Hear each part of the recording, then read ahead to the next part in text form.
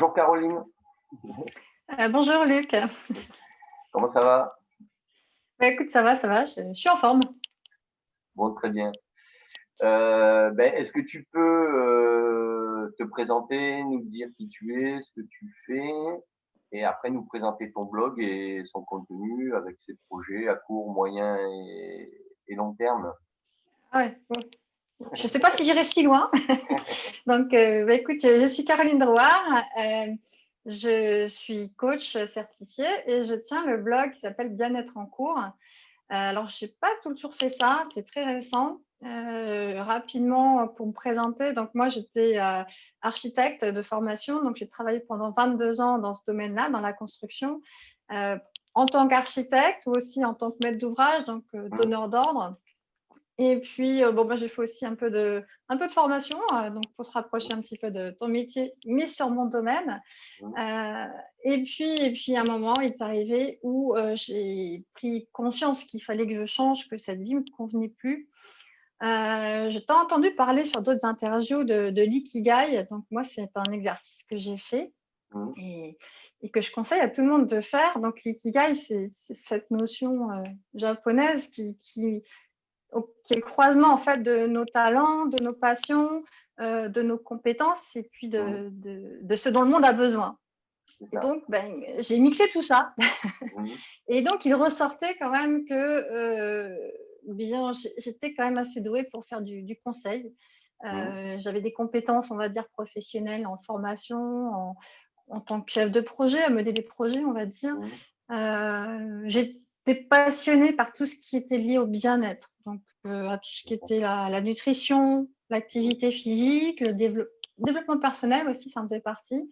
mmh, Et puis, je me suis dit, tout le monde avait besoin d'être mieux et de se sentir mieux, et que de toute mmh, façon, il fallait que je transmette déjà tout ça au monde. Voilà. Donc, je me suis dit, partons là-dessus, mais comment je vais faire?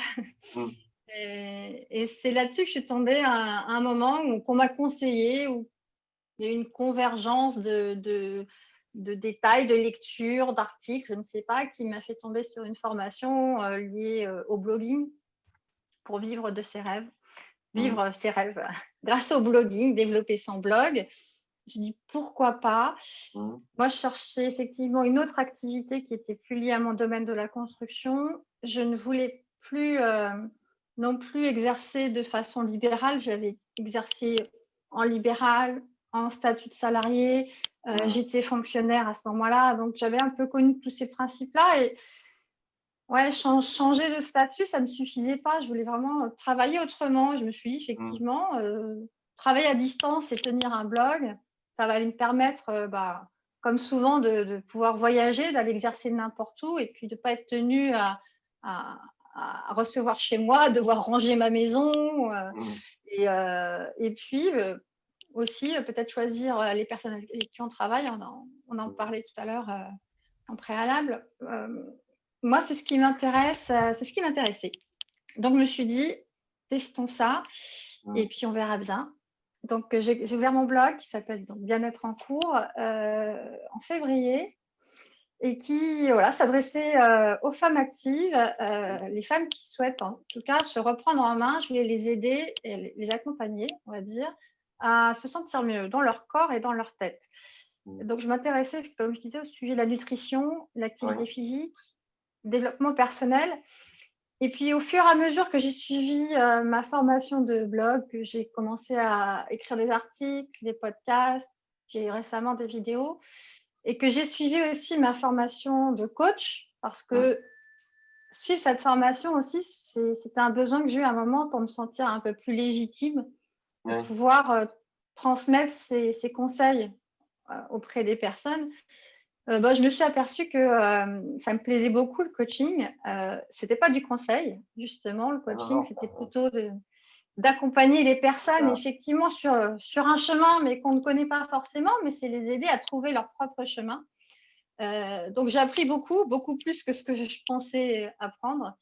J'ai évolué. Mmh, Le coaching, t'es obligé de travailler sur toi, hein, parce que eh oui, tu apprends des exercices, des protocoles, tu les vis parce que du coup, je me suis fait coacher en même temps que mon coaching.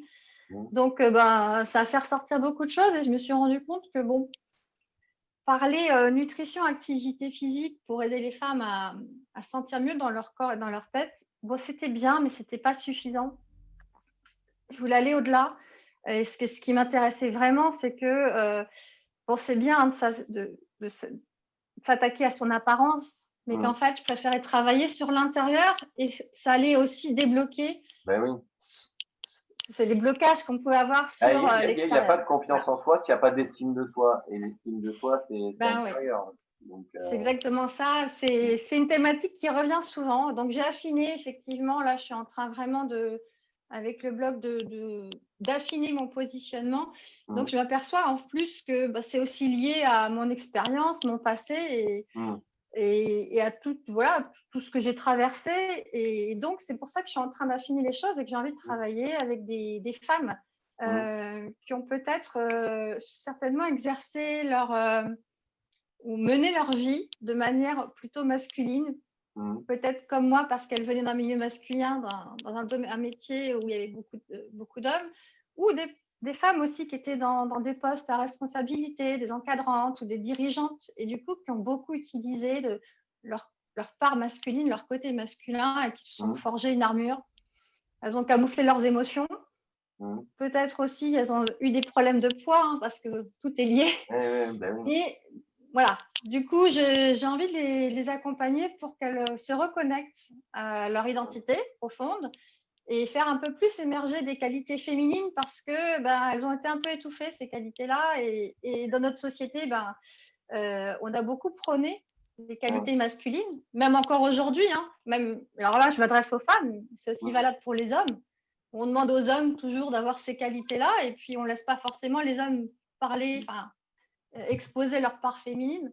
Ah bon, ça arrive aussi aux femmes à qui on demande d'être super fortes et d'être des superwomen. Voilà, donc j'ai envie de continuer mon blog sur cet aspect-là et d'accompagner les femmes sur ces aspects-là. D'accord. Donc, c'est la thématique du blog. Donc, de quoi on parle dans le blog? Je parle beaucoup de prendre soin de soi. Donc déjà, alors, je parlais tout d'abord du corps, prendre soin de son corps. Donc, je parle beaucoup pour prendre soin de son corps. Tu sais, c'est comme quand tu vas chez le médecin, tu t'es fait mal à la jambe, on te donne tout de suite un antidouleur pour calmer la douleur. Et après, on s'attaque à quel est le problème. C'est un peu ça. Donc déjà, je propose des techniques anti-stress. Je suis partie à la découverte de techniques anti-stress pour déjà soulager. Parce que quelquefois, tu es tellement dans la tête dans le guidon, tu vois plus ce qui se passe et tu ne peux plus prendre de recul. Donc, c'est déjà apporter un soulagement rapide, un soulagement immédiat. Donc, je suis partie à la découverte de techniques comme ça qui n'étaient pas très connues. Donc, il y a des choses assez connues, pas forcément très répandues, mais le yoga ou la méditation, tout le monde commence à parler de ces choses-là. Donc, je me suis intéressée à des choses moins connues. Donc, j'ai testé des choses comme le yoga du rire, ou, le chant tibétain, la cohérence cardiaque, des massages express, des massages qu'on peut se faire soi-même. Voilà, j'ai testé plein de techniques et donc je les partage sur mon blog en article, en podcast. Et puis, je voulais aussi aider les femmes à prendre soin de leur mental. Donc là, je parle aussi beaucoup des émotions. Parce que quand on est plus penché sur le côté masculin, je vais dire, on a tendance à vouloir tout contrôler, y compris ses émotions. Bon, eh bien, ça cause des soucis. Ça peut causer des soucis sur le corps parce que c'est de là que ressortent certaines douleurs, etc. Et donc, j'écris beaucoup sur effectivement l'acceptation des émotions et puis pour comprendre le message qu'elles nous transmettent. Et comment les exprimer à bon escient? Et parce que c'est marrant. Déjà, c'est en prendre conscience. Déjà, c'est le premier pas, c'est prendre conscience parce que parfois, on est tellement habitué à les refouler qu'on n'en a même plus conscience qu'elles sont là, ces émotions.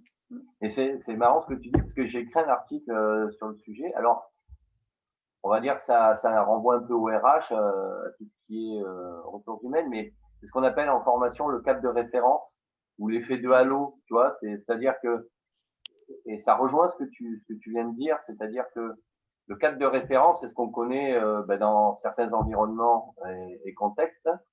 C'est la culture, hein, on va parler de culture d'entreprise.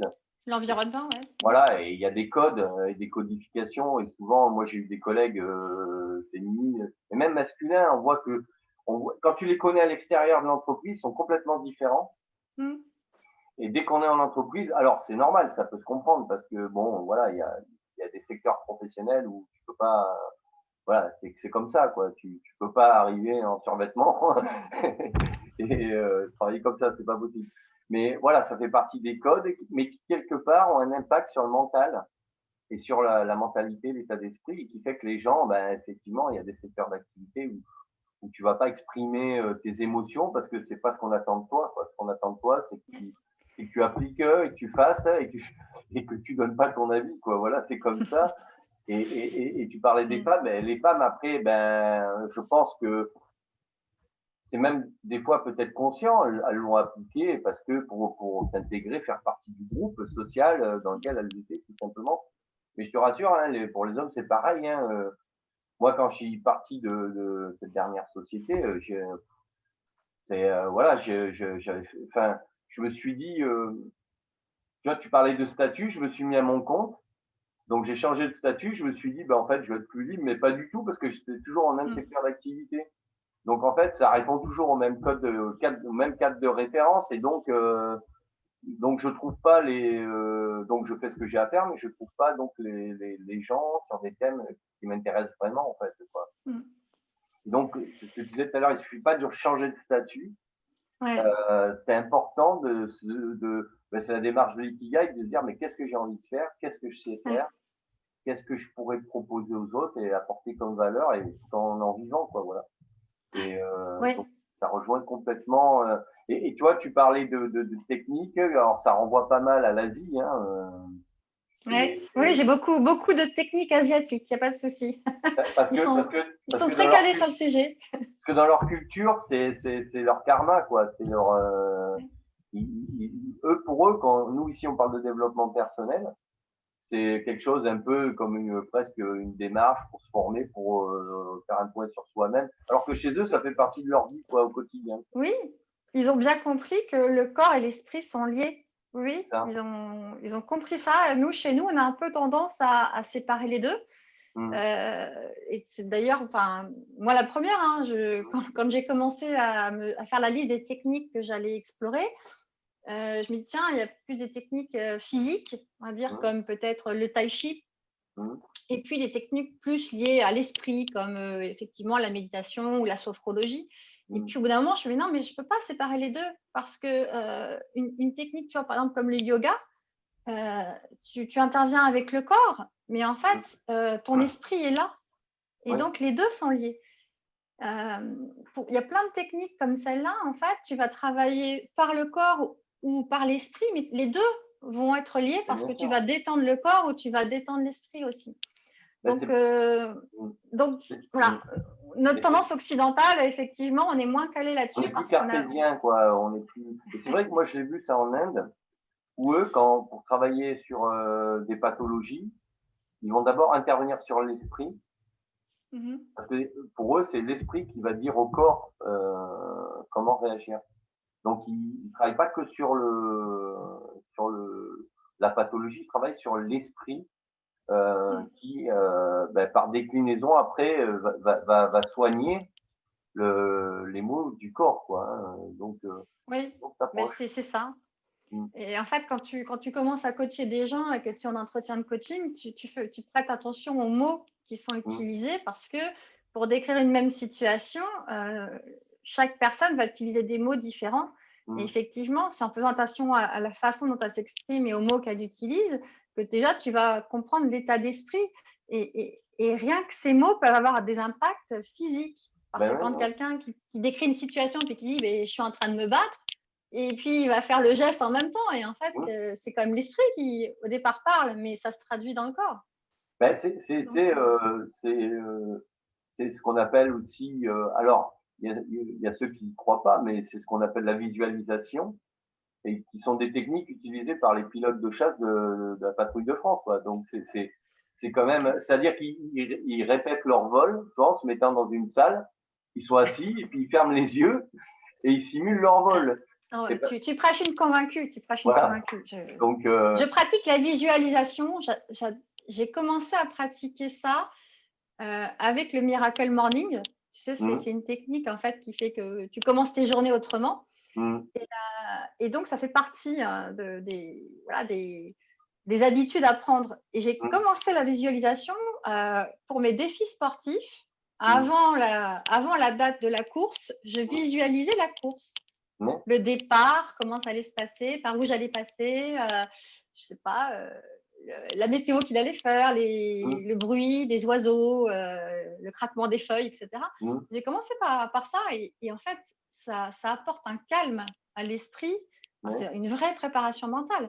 Et en fait, tu peux décliner la visualisation avec tout, ben oui, avec, je sais pas, une réunion que tu appréhendes, un client que tu dois convaincre, enfin, je sais ouais, pas. ouais, Et à toutes les situations de ta vie, et même pour projeter, si on parlait tout à l'heure du long terme, même sur du long terme, ben oui, en visualisant ta vie rêvée dans 5 ans ou dans 10 ans, c'est un super moteur en fait. c'est ça. Mais ça a été, moi, je sais que j'en ai parlé, parce que bon, pour des raisons là aussi de santé plus que pour faire cette activité, je fais de la musculation, mais plutôt pour sécher et puis pour être bien dans ma peau tout simplement. Et quand tu en parles avec des gens très qui sont terre à terre, hein, pragmatiques, c'est vrai que c'est des concepts qui leur parlent pas, mais parce que il faut se pencher vraiment sur le sujet. Et quand on lit des études qui ont été réalisées, enfin, ça a été démontré, ça a été prouvé que ça fonctionne. Et d'ailleurs, les sportifs de haut niveau, hein, tu prends l'équipe de France d'escalade, ils pratiquent la visualisation de leur parcours avant de les Mm. réaliser à l'entraînement et après en situation réelle, quoi. Donc Ouais. c'est plus que démontré aujourd'hui. Bon. Ouais. Ouais, il faut tester. Après, j'ai déjà fait des exercices de visualisation guidée. Et Mm, donc, c'est pas mal aussi, surtout quand on est novice. C'est un exercice, tu suis la voie de quelqu'un. Il y a des ateliers comme ça de sophrologie, par exemple. En sophrologie, mm, c'est ce qu'on fait beaucoup. C'est génial, hein. Moi, quand je suis ça, ça m'amène dans des mondes, mm. des autres mondes. Ouais, c'est très relaxant. Ouais. Oui, c'est Ouais. ça. Et puis tu vois, tu parlais de relaxation, déstressage, pardon. Euh, mais la visualisation aussi, tu vois, enfin, moi je vois quand tu dois affronter quelque chose qui t'angoisse un peu, quoi, et que tu te mets à le visualiser, je sais pas si ça te fait ça, c'est en fait tu élimines un peu les peurs, alors qu'ils sont pas toujours justifiées, mais c'est comme ça. Oui, oui. C'est pas des peurs, mais c'est des petites angoisses qui peuvent être des freins parce que tu l'as jamais fait ou tu connais pas les gens que tu vas voir en face. Bon, bref. Et le fait de visualiser, en fait, tout ça, tu l'évacues, quoi. Mm. C'est incroyable, quoi, l'effet positif que ça a, quoi. Et après, souvent, c'est la fameuse phrase des gens avant de faire quelque chose qu'ils n'ont jamais fait, comme faire une formation ou prendre la parole, Mm. ils ont la boule au ventre. C'est la fameuse, tu sais, boule au ventre, quoi. Et en fait, le fait de visualiser, ben, tu fais disparaître ça parce que tu te crées des scénarios qui vont t'apporter des solutions. Et Mhm.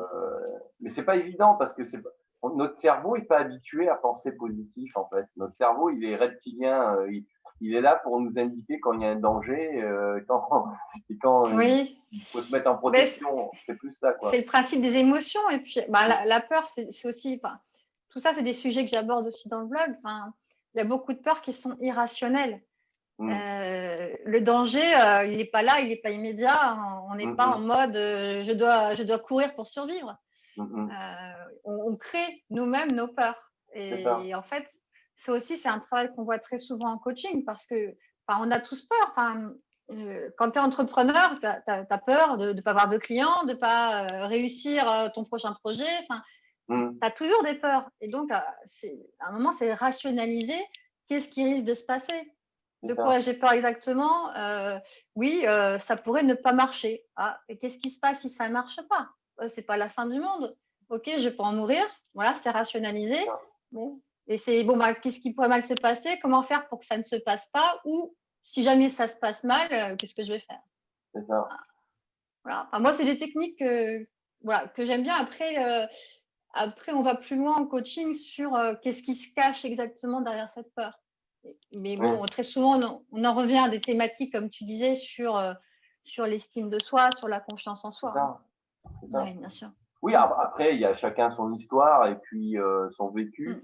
et c'est construit d'une certaine façon. Et après, il y a aussi l'aspect culturel. Il y a différents types de sociétés. Il y a la société occidentale, asiatique, africaine, sud-américaine, c'est autre chose. Mm. Et, Et, et ça influe, et le l'éducation. langage, la façon de penser influe sur les comportements forcément. Mm. Et, et sur les... Et, Voilà, et l'éducation que tu as reçue aussi. aussi, oui, tout à Parce que fait. quand tu parlais tout à l'heure de voir le côté positif des choses, moi, c'est quelque chose qui revient très souvent quand je discute avec les gens qui n'arrivent pas à voir le côté positif et qui, d'ailleurs, ne sauraient pas comment faire pour commencer à voir les choses de manière positive. Comment faire, par où commencer? C'est Parce ça, que, parce qu'on leur a jamais appris, voilà, il y a de ça c'est aussi, ça, parce qu'elles ont des croyances aussi, hein, ce qu'on appelle les croyances limitantes, et du coup, elles ne s'autorisent pas à faire certaines choses. c'est ça. Donc, bon, voilà, c'est pour ça que je parlais aussi de développement personnel. Il y a aussi beaucoup de choses. Si on est curieux et si on a envie de changer, il y a des moyens de le faire. Oui, oui, surtout aujourd'hui où c'est accessible. Voilà, Hein, il y a plein de choses, il y a plein de choses qui existent à lire en développement personnel. Et maintenant, il y a tellement de choses qui existent sur YouTube. Bon, faut trouver les bonnes choses, hein, oui, après, il faut mais, trier. Oui. voilà, faut trier.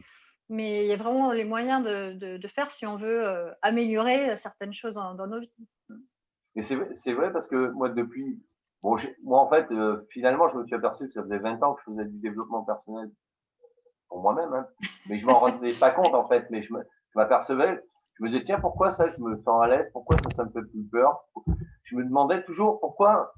Je dis, tiens, je vais faire ça, j'avais des collègues ou des copains qui me disaient, mais tu crois pas que et je me dis mais c'est incroyable pourquoi les gens il y a toujours des peurs comme ça en fait et en fait souvent ça rejoint l'idée de compétence aussi parce que il faut quand tu cherches toujours à essayer d'apprendre à te former et à développer tes connaissances en fait ça t'aide aussi à prendre de la confiance et Ouais. souvent on parlait d'estime de soi et moi je me suis toujours posé la question mais pourquoi en fait souvent des gens, alors maintenant plus ça va dans mon blog et plus je comprends, pourquoi il y a des gens qui ont l'air d'avoir confiance en eux, mais en fait c'est plus de l'ego que de la confiance, parce qu'en fait ils n'ont pas d'estime d'eux. Et c'est intéressant de comprendre tous ces mécanismes-là et toutes ces démarches que toi tu vas certainement, auxquelles tu vas te confronter quoi, avec tes coachés, quoi, entre guillemets. Quoi. Oui, alors après, tu sais, c'est comme un oignon, hein, Ouais, il faut le peler pour découvrir ce qu'il y a réellement en dessous. Après, dans tout mécanisme de changement, il y a des résistances. ouais, Donc, arriver déjà, pourquoi vient la personne dans un coaching? Elle a un objectif en général. ouais, L'objectif, c'est pas forcément d'aller peler et découvrir juste le truc qu'elle cache en profondeur. C'est pas ça son objectif au départ. À un moment donné, c'est peut-être ce qu'elle aura envie, hein, de connaître réellement. Parce que je parle souvent d'identité profonde pour mmh, comprendre qui elle est et qu'est-ce qu'elle a amené au monde. Mais effectivement, il y a des moments où tu peux sembler avoir une belle confiance en toi et puis en fait, c'est un masque. c'est ça, C'est quelque chose que tu t'es forgé, que tu montres au monde extérieur et puis en fait, il y a plein de fêlures en dessous. c'est Ça ne ça. veut pas dire que tu es un imposteur. Enfin, voilà, Mmh. c'est juste que ben, tu fais ce que tu peux avec ce que tu as. C'est ça, Et c'est ça. donc après, c'est arriver à peut-être décortiquer pour renforcer en fait les fondations de cette confiance. Et puis Mmh. la confiance, ça se travaille, hein, c'est comme tu me dis de l'exercice physique, la musculation, tu renforces certaines parties de ton corps. Eh bien, la confiance, c'est pareil, il y a des exercices pour la renforcer.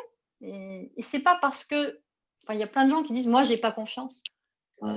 Ouais, mais c'est pas grave, ça se travaille. Mais bien sûr, ouais. Ça, c'est pas parce qu'elles n'ont jamais eu ou jamais eu la sensation d'avoir Mmh. confiance qu'elles ne l'auront jamais. Non, non, Oui, on après, peut. il faut dire que le système éducatif n'est pas là pour ça, parce que c'est vrai que moi, dans le développement personnel, bon, souvent on entend les intervenants critiquer le système éducatif, mais est-ce que il est là pour ça en fait? Je pense pas qu'il ait le temps de le faire. C'est pas dans notre culture, certes, mais c'est vrai qu'à l'école, on est plus l'école, l'éducation nationale, elle est plus là pour te former, enfin t'apprendre les fondamentaux. Et je pense pas qu'elle ait les moyens ni le temps Enfin, déjà, c'est pas dans notre culture, parce que si tu prends d'autres cultures, moi j'étais aux États-Unis, tu prends, enfin, de manière générale, hein, sans être caricatural, ils ont une capacité à s'exprimer qui est assez impressionnante, quoi. Oui, mais Ils ont des c'est aussi, facilités. c'est aussi parce que les Américains, ils prônent aussi le côté extraverti. C'est ça, ouais. Hein, et que si tu veux être, en gros, enfin, pour les Américains, si tu es une personne voilà, qui veut avancer dans la vie, ben, il faut que tu sois expansif, il faut que tu parles bien, il faut que tu aies du charisme. Et donc, les personnes qui sont plus introverties, eh bien, parfois, elles ont un peu de mal Ouais. dans ces pays-là. Donc, j'en parle parce que j'ai beaucoup lu sur le sujet. Là. J'ai mon côté introverti qui m'a poussé à faire des recherches là-dessus. Mais il n'y a pas que le système éducatif. Hein. À l'école, on nous apprend un enseignement. On ne nous apprend pas comment nous en servir. C'est ça, ouais. Voilà. Oui, ça, par contre, c'est une réalité. Oui. Donc, tu peux suivre des cours pendant très longtemps et aller très loin dans tes études. Ça ne voudrait pas dire que tu sauras mieux faire forcément que quelqu'un d'autre si tu n'apprends pas à te servir de tes connaissances. Mais il y a aussi le rôle des parents. Hein. Enfin, moi, je vois sur la confiance, on parle d'estime de confiance. Ça vient de notre enfance. Enfin, je veux dire, du rôle de nos parents. Et donc, parfois, des parents qui n'ont pas beaucoup confiance en eux ou qui ont une faible estime d'eux, ils transmettent ça aussi à leurs enfants inconsciemment et ce n'est pas de leur faute. Oui, Donc, c'est pas volontaire. non, c'est pas volontaire. Donc c'est arrivé à redonner cette confiance et ça se travaille à tout âge. Hein. Bien sûr, oui. Ben, ça, c'est, après, voilà, il y a effectivement des personnes qui ont plus de capacité après, entre guillemets, de s'auto-évaluer et de faire une démarche. Tu parlais de tes coachés, quand ils viennent, c'est que déjà, ils sont dans la démarche ils se posent des questions et qu'ils sont déjà prédisposés à faire la démarche. Après, jusqu'à quel niveau, bon, ça, c'est le coach qui découvre au fur et à mesure. Mais c'est vrai qu'après, si on n'a pas déjà cette aptitude entre guillemets, c'est compliqué, quoi, parce que si toute son enfance on a entendu dire mais pourquoi tu essaies de faire ça, tu veux aller plus haut que ce que tu peux faire, t'es pas capable ou on est toujours plus ou moins rabaissé, ben ça a un impact hein, avec les années. Oui. Après, ça a un impact sur la personne qui va dire oui, c'est vrai, j'y arriverai jamais. Et puis l'autre personne qui va dire ah, tu crois que je vais pas y arriver, tu vas voir. Après, chacun réagit différemment, mais qu'est-ce que j'allais dire, ça me faisait penser à une autre situation, mais j'ai perdu le fil. Bon, ça me reviendra. C'est pas grave. Et là, parce que donc tu as ton oui, blog. sur les coachés, oui, ça me faisait penser, il faut choisir de venir. Donc, c'est la volonté d'entreprendre une démarche de changement. Et je pensais à ça parce que là, récemment, j'ai vu des gens qui préparent les cadeaux de Noël, etc. et qui disent, offrez un bon cadeau. Alors, tu peux offrir des bons cadeaux, mais tu vois, par exemple, le coaching, ça ne marcherait pas du tout parce que il faut que la personne elle soit volontaire. Ouais. Tu viens pas suivre un coaching parce qu'on t'a offert un bon cadeau et il y a de la lumière et je vais voir ce qu'il y a. Oui. Non, il faut vraiment que ce soit une démarche volontaire parce que on est quand même dans une aide à la personne, dans l'accompagnement. Alors, on n'est pas des thérapeutes, hein, c'est ça, il y a une différence, mais c'est un peu le même principe, il faut être volontaire quand même. Oui, c'est ça. Il faut que ce soit une démarche choisie, quoi. Ouais. Et là, à part ton blog, j'imagine qu'on peut te suivre aussi. Tu as une page Facebook ou pour le moment ou pas encore? Oui, alors sur les réseaux sociaux, j'ai la page Facebook où oui, j'ai du monde qui me suit, donc sur Bien-être en cours, elle s'appelle la page Facebook. Sur Instagram aussi, c'est un réseau qui marche un peu moins, je vais dire, peut-être, parce que c'est pas, je l'exploite moins, on va dire, que la page Facebook. Pinterest, c'est un de mes objectifs. Je ne suis pas formée, donc je vais aller regarder comme je m'y intéressais. Et puis, mais si, là, sur la chaîne YouTube où je fais beaucoup de vidéos qui proposent des exercices. Donc, je parle de techniques, de coaching, d'exercices de coaching pour que les gens puissent, comme tu disais tout à l'heure, la capacité à s'auto-évaluer. Donc, je les guide pour qu'ils puissent faire cet exercice chez eux.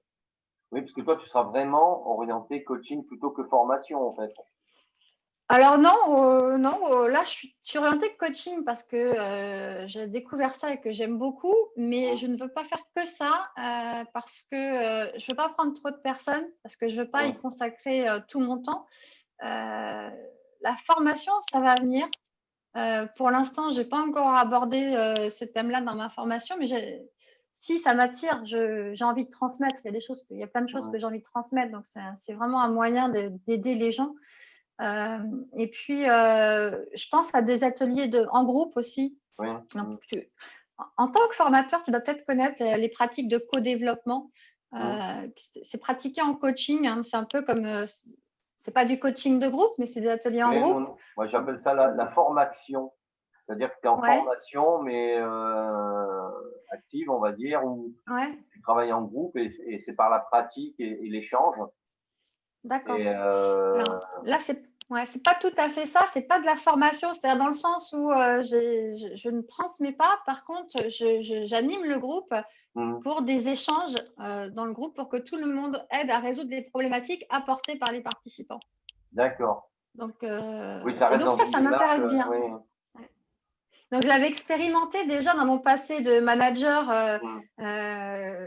en tant que cadre. J'avais participé comme ça pendant plusieurs années à des séances où on se voyait toutes les 6 ou 7 semaines. C'était vraiment super intéressant parce qu'on avait tous des problématiques différentes, mais qui se ressemblaient. Et là, je l'ai redécouvert en coaching et c'est comme une pratique qui, je trouve, vraiment pas mal. Donc, c'est forcément limité hein, parce qu'on ne veut pas être non plus 15 dans le groupe. Hein, oui, c'est un des plus petits petit groupes groupe. de 5-6 personnes maximum. Ouais. Donc, ouais, je pense que je vais développer ça. Et puis, comme avec cette période de confinement, j'ai tout appris à faire à distance, je vais pouvoir le faire à distance. D'accord. Bon, ben, du coup, oui, effectivement, la formation pour toi, ça sera un bon outil pour compléter le coaching, hein, parce que souvent, la formation, ça peut être utilisé comme un outil hein, pour de l'accompagnement sous forme Oui. d'exercice et pratique. Donc, et là, oui, donc tu as une idée précise actuellement de comment ça se passerait tu parlais de faire ça en ligne, c'est-à-dire sous forme de webinar et en Oui, présentiel, peut-être à un moment donné. écoute, je pense que je vais mixer parce Mmh. que là, je me suis rendu compte parce que je suis sur plusieurs groupes Facebook où je Mmh. participe, je donne des conseils, ou en tout cas mon avis. Et puis des fois, il y a des gens qui me demandent si je fais des lives ou des webinars. Alors, je suis pas du tout prête. Hein, Oui, oui, oui. faut que je continue à me former, mais du coup, je me rends compte qu'il y a des gens qui sont friands de ça parce qu'il y a quand même une interaction.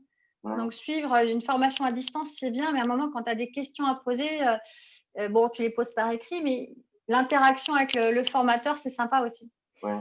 Donc, je pense qu'il faut réussir à conserver ce lien. C'est pas facile. Donc, des webinars, certainement, des lives aussi, mais je ne peux pas baser la formation que là-dessus. Donc, Ouais, ouais. et puis, comme dans toute formation, dans tout coaching, il y a du travail à la maison à faire, tu vois, pour préparer tes Ouais. séances, pour que chacun le fasse à tête reposée aussi, parce qu'il y a des séances, tu ne peux pas les faire en live. Tu as besoin de prendre du recul et de te retrouver face à toi-même pour pouvoir répondre et puis faire l'exercice. Tout à fait, ouais. Mm. Bon, bah écoute, Caroline, eh ben, c'était très intéressant. Et là, Merci. bon, pour le moment, tu es un peu comme tout le monde, tu fais ça en ligne, mais à terme, après, t'as pas de limite géographique, du coup, si tu Non, fais ça en je ligne, tu compte, peux avoir des gens continuer de faire ça en ligne. Bah écoute, quand je me déplace, j'en profite pour faire des vidéos dans des endroits sympas. Donc, la dernière, c'était en Corse. Donc, dès que je peux, je tourne la vidéo ailleurs que dans mon bureau. Et puis bon, après, là, on est un peu confinés, donc j'ai pas trop l'occasion. Mais je me dis, pour Noël, je suis en train de préparer une série de vidéos sous forme de calendrier de l'Avent. Donc, voilà, des petits cadeaux en ligne. D'accord. Donc, de toute façon, sache que ben, sous la vidéo, moi, je mettrai le lien de ton blog, Ok, de ta page Facebook et de ta chaîne, parce que tu as ok, commencé très donc bien. à faire des vidéos. Et puis, tu as déjà un bonus ou un e-book à proposer en ligne ou pas encore? Oui, ce que je propose en ligne sur mon site, c'est un e-book à télécharger, un livre qui propose de démarrer sa journée autrement. Quand D'accord, on veut commencer à changer sa vie, ben, il faut commencer par démarrer ses journées autrement. d'accord, Voilà. Donc, ce sont les piliers pour une journée qui déchire. d'accord. Donc ça, pour le télécharger, j'imagine que tu as un formulaire. On rentre son Oui, c'est ça. prénom, son email, Et et c'est on tout. clique sur le bouton recevoir. Ouais, c'est ça, c'est gratuit. Ça me permet de garder le lien avec les personnes qui sont intéressées et de continuer à partager mes conseils. Ouais. Voilà, ça leur donne déjà une idée de ce que tu peux proposer, leur proposer à terme. Exactement. Exactement. D'accord? Eh bien, écoute, ben, on a dit pas mal de choses, c'était intéressant et Ouais, merci à toi. assez complet. Et puis, ben, est-ce que tu vois autre chose pour conclure notre entretien? Eh bien, pas pour l'instant. Écoute, moi j'avais pris quelques notes, mais j'ai pas eu le temps de les lire. Donc, non, non, pour l'instant, c'était très bien. Moi, je suis contente de t'avoir eu et qu'on ait pu échanger autrement que sur des groupes Facebook. C'est toujours bien de rencontrer d'autres blogueurs et d'autres personnes dans la formation parce que du coup, j'ai compris que si j'avais des questions sur les formations, je pourrais revenir vers toi. Oui, voilà, j'ai écrit quelques articles sur le sujet. Et là, Ouais, récemment, j'en ai posté un. Je pensais pas qu'il allait avoir autant de succès. de Pourtant, réaction. ben, en fait, oui, parce que je m'aperçois que, ben, pour moi, ce qui est évident n'est pas forcément pour des gens qui ont jamais vraiment fait de formation et qui doivent se poser ces Ouais, questions-là. C'était notamment comment construire son catalogue de formation pour avoir quelque chose de structuré, mais surtout de cohérent et qui évite qu'on se disperse et qu'on parte dans tous les sens, quoi. Voilà. C'était ça le sujet. Bon, ben écoute, Caroline, ça m'a fait plaisir. Il me reste plus qu'à te dire, eh ben, bonne continuation, merci. Et ton toi blog aussi. et ta chaîne, et puis ben, peut-être lors d'une autre interview sur ta chaîne. Je sais pas si tu as Eh bien, prévu de le faire. peut-être. Écoute, il y en a qui m'ont proposé effectivement d'interviewer des femmes d'action qu'il faut que je trouve. Donc, je vais me pencher quand même sur le sujet, mais oui, je ferai des interviews parce que c'est toujours intéressant d'échanger. D'échanger. Oui, oui, Tout ça à fait. viendra. Tout à fait. Bon, ben écoute, je te souhaite une bonne fin de journée. Et puis, je te dis à très Merci. bientôt pour Ok. d'autres aventures. Bah, merci. Merci à toi pour cet accueil sur ta chaîne. Allez, au revoir. Au revoir.